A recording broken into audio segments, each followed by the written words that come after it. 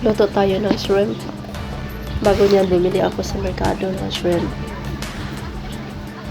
Pinili ko yung presko para masarap siyang lutuin. Hindi ako magaling magluto pero tinatry ko. Sinusubukan kong magluto. Ayan na, yung nabili kong shrimp.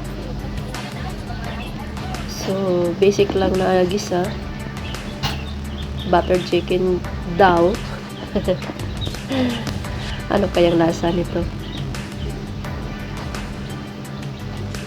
Hindi ako magaling pero tinatry ko.